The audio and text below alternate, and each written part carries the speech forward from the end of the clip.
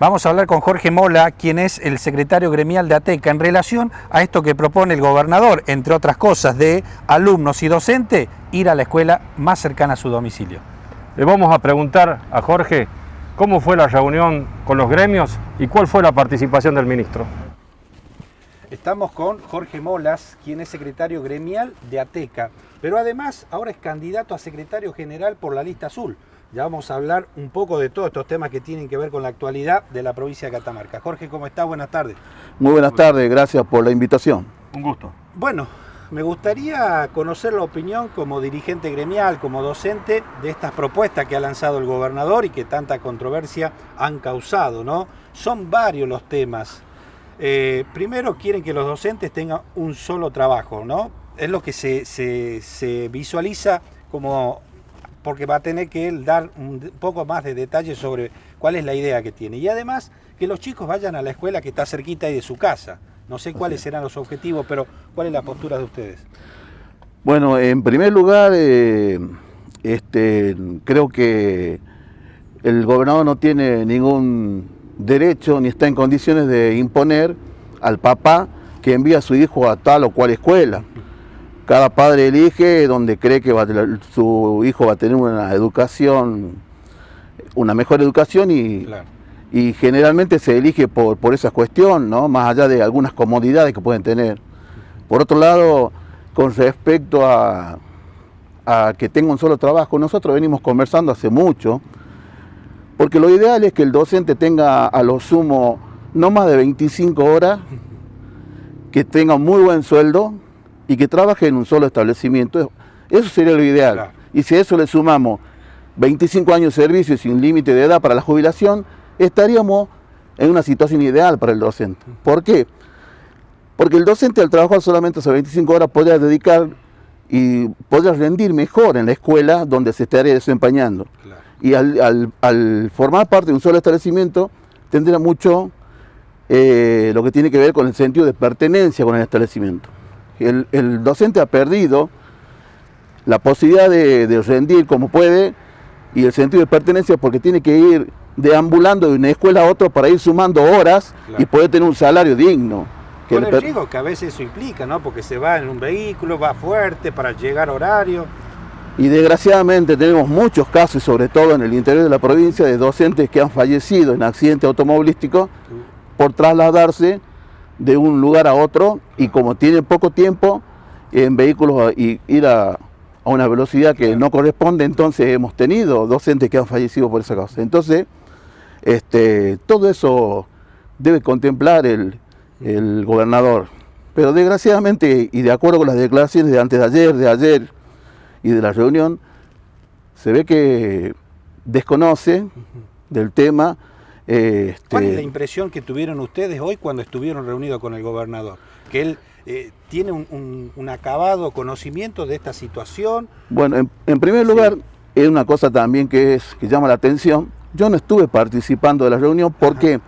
Porque se ha solicitado que por gremio vaya una sola persona. Ah, bien. Nosotros en paritaria, por ejemplo, vamos dos, que va el profesor Mario Sánchez, el secretario general, sí, y yo. Bien. Representando a ATECA, y ahora se solicitó a una sola persona, cosa que nos llama la atención. ¿Será por esto del COVID-19? Si vamos a la situación del COVID-19, no tendría que haber convocado a la reunión, porque ese es otro tema. En estas circunstancias sanitarias, no debería el gobernador convocar a reuniones de este tipo. Pero bueno, se ve que está un poco apurado con lo que quiere hacer, y por eso lo está haciendo mal. Y si a eso le sumamos el desconocimiento, la ignorancia que tiene sobre la situación del docente, sobre la educación, entonces sale a la prensa o sale a informar o a anunciar algo que es imposible, como es el caso de los docentes, que a partir del año los docentes vayan a la escuela del barrio y los alumnos a la escuela del barrio. Jorge, dos preguntas en uno, tomando lo que vos venís diciendo. Una, ¿por qué pone la cara el gobernador? ¿El ministro no existe? Bueno, ese es otro. Por eso, en este proceso, esta reunión, hay muchas aristas. El ministro de Educación no sale hace ya un tiempo a declarar nada con respecto a educación. Y sale el gobernador. Ahora, tampoco ha asesorado el ministro al gobernador de esto, que es imposible para la docencia, porque Para modificar el estatuto es una ley, tiene que tener una aprobación por la Cámara de Senadores, Cámara de Diputados, y además tiene que haber reuniones, trabajo de comisiones, análisis previo para decir, bueno, vamos a modificar esto. Y se ve que el ministro de Educación no lo asesoró para que no cometa el error el gobernador de salir a declarar cosas que son imposibles, porque es una locura lo que declaró el gobernador ayer. Una locura, es imposible llevar adelante esto, que es lo que él anunció. Porque vos dices, sería bueno que tengan un solo cargo en una escuela para tener sentido de pertenencia, pero que por supuesto ganen bien. Lógico. Porque una de las cosas que se critica normalmente al sistema docente es la cantidad de licencias y de gente que tiene que cubrir esas licencias y la superposición de sueldo que significa para dar las mismas clases, digamos. Sí, nosotros es cierto, y yo quiero recordar que quienes solicitamos la implementación del reconocimiento médico especial para docentes fuimos nosotros los gremios. No fue ningún mérito ni de ningún ministro ni de ningún gobierno. Fuimos nosotros, precisamente para evitar el abuso que hacen algunos docentes de la licencia, valiéndose del sistema, porque claro, el sistema se lo permite. Claro. El sistema permite que haya un docente, y aparte puede pasar, se enferma un docente, viene un docente suplente que se puede enfermar y entonces tiene que ingresar otro docente. Claro. Pero el sistema se lo permite. Entonces nosotros... Siempre que esté bien dado... Claro, pero nosotros ¿qué decimos? Vamos a ver cómo mejoramos la situación. Claro. Y porque hay docentes, reitero, que se abusan del sistema y sacan muchas licencias. Y nosotros por eso solicitamos reconocimiento en su momento. Claro. Se implementó, pero nos damos después con que fue peor el remedio que la enfermedad. Porque los desastres que fue el reconocimiento médico especial y los malos tratos que recibimos de los docentes, de la gente de reconocimiento médico, entonces el docente no quiere ni acercarse por la oficina de reconocimiento médico. Recién planteaste un tema, también dice, si tuviéramos jubilación a los 25 años de servicio sin límite de edad, pero digamos, un docente, ¿cuándo se hace cargo de la clase? ¿A qué edad aproximadamente? ¿22, 23 años? Así, aproximadamente. Es decir, que antes de los 50 ya estaría jubilado, digamos. Sí, aproximadamente. Largo para la caja de jubilaciones, digamos. Lo que pasa es que yo creo, y esto es personal, yo creo que el ser humano, todos tenemos derecho de, por un lado la obligación, digamos así, de aportar al Estado, años de servicio, aporte para las cajas jubilatorias y todo eso, pero también tenemos el derecho a cierta edad de decir, bueno, ya he cumplido con el Estado, puedo dedicarme a otra cosa, a la familia, algún hobby que pueda tener el docente, alguna cosa. No, claro. ¿Por qué tiene que estar obligado a que toda la vida hacer una sola actividad? Porque está obligado con este sistema jubilatorio a los 60 años de edad, está obligado a estar toda la vida como docente. Entonces después cuando se jubila a los 60 años, le quedan pocos años de vida, gasta en los medicamentos, ya vienen los problemas de salud lógicos, y entonces el docente le dedicó todo. No digo que el docente se arrepienta de dedicar al alumno, porque lo mejor para el docente es el tiempo dedicado a los alumnos, pero todo lo que rodea a su profesión es un problema grave para el docente. Jorge, fue Mario Sánchez a la reunión con el... ¿Y qué planteó, qué dijo en relación a los planteamientos que hizo el propio gobernador en relación a estos temas que ustedes están en estado de alerta? Bueno, indudablemente que no está de acuerdo, no está de acuerdo. Inclusive nosotros hemos informado a través de los grupos de WhatsApp que tenemos con los secretarios generales en el interior de la provincia, y nadie está de acuerdo con esto, claro, sin que tenga el debido proceso, ¿sí? Por otro lado, nadie le avisó al gobernador antes de salir con estas declaraciones de que nosotros venimos trabajando en comisiones desde el 2012. Estamos de acuerdo que el estatuto se tiene que actualizar, pero hay que ver cómo tiene que ser ese proceso. Nosotros venimos desde el 2012 trabajando en comisiones para llegar a actualizar, y nunca tuvimos la respuesta de parte de ningún gobierno, de ningún ministro, para concretar ese trabajo que ya hicimos, ¿sí? Y ahora viene el gobernador a pretender por decreto, porque así lo va a terminar haciendo, pretende por decreto imponer algo que nosotros no estamos de acuerdo. Por eso el docente está molesto y seguramente no vamos a permitir, los docentes en general y nosotros como representantes de los docentes, no vamos a permitir que más allá de que sea imposible, como yo digo, a partir del próximo año implementar estos cambios, no lo vamos a permitir porque no es la manera correcta. Perdón, Juan Carlos. El ministro, ¿qué decía en esta reunión? ¿Qué es lo que le decía No, al gremio? el ministro prácticamente no participó, estuvo ahí haciendo actos de presencia. Pintado.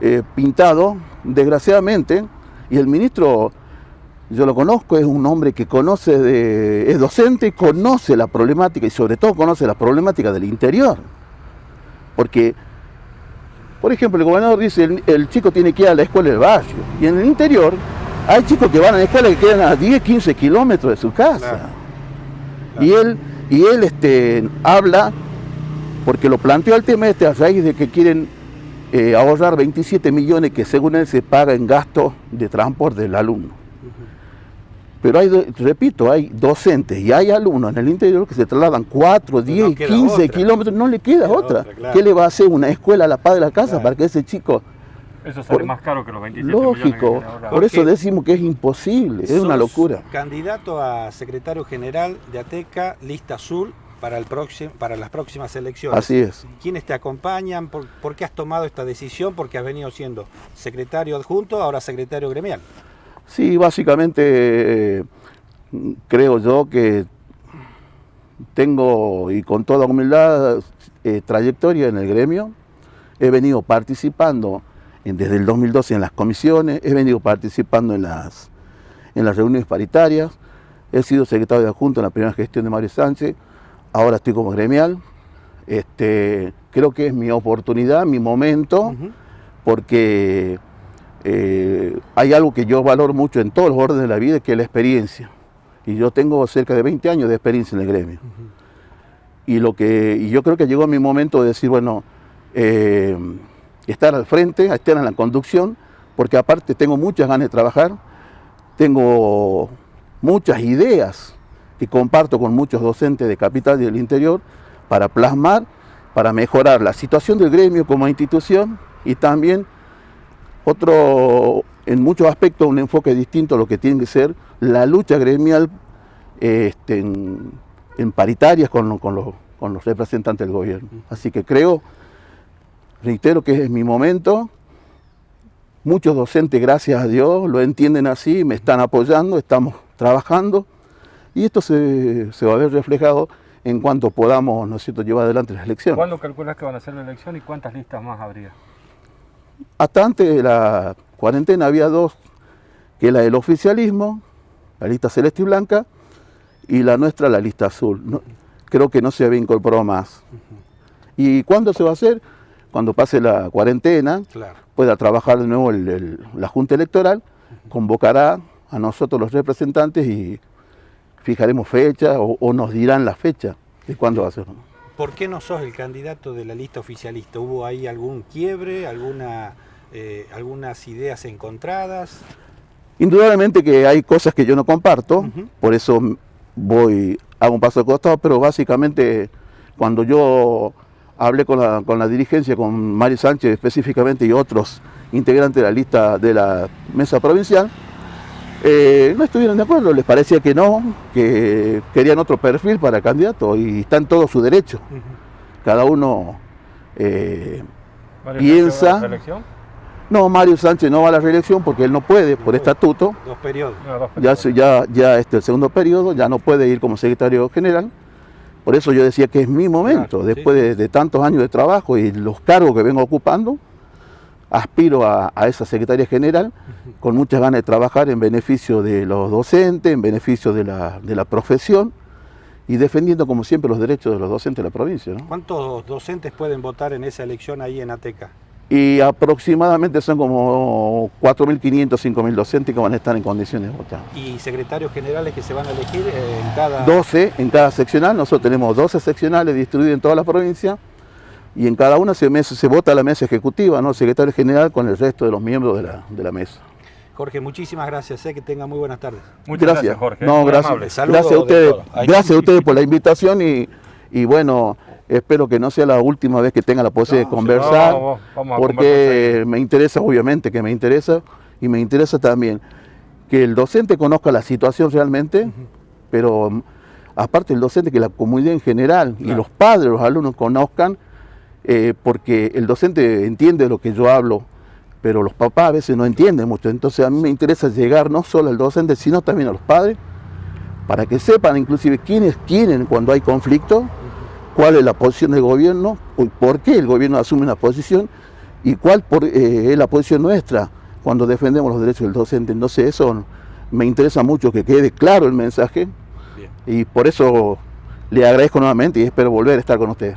Gracias. Un placer. Pasó Jorge Molas, quien es secretario gremial de la actual conducción de ATECA, hablando sobre esta propuesta del gobierno de la provincia de Catamarca, en la figura del gobernador Raúl Jalil, en relación a que los docentes trabajen en la escuela que está cerca de su domicilio y que los alumnos también vayan a esa escuela. Pretende ahorrarse 27 millones de pesos. Vamos a ver. Fuerte oposición de los gremios que tienen que ver con la educación de la provincia en relación a estas propuestas del gobernador, en relación a los alumnos y docentes que tienen que ir a las escuelas que quedan cerca de su domicilio. Dicen, todos queremos elegir la educación para nuestros hijos y además queremos que un docente trabaje en una escuela sola la cantidad de horas que corresponden. Comparto la posición de Jorge en cuanto a que los padres somos los que tenemos que decidir qué educación le queremos dar a nuestros hijos y no el Estado ni un árbitro que ponga el Estado. Y lo otro que fue importante que dijo, parece que el gobernador además es ministro de Educación, porque el ministro de Educación dice que estaba pintado. Usted, como siempre, buscando ahí pelear con nuestro ministro de Educación, Francisco Gordillo. ¿Quiere rememorar la pelea de Pomán? ¿Quiere un segundo? No, pero para nada. Yo lo que quiero es que la educación funcione y que el ministro ejerza lo que tiene que ejercer. Es el ministro de Educación, él tiene que reunirse con los gremios, él tiene que dar los lineamientos. El gobernador está cuando hay problemas para tratar de mediar. No fue fusible, Gordillo, entonces. No. Y va a ser el fusible el gobernador si esto no funciona.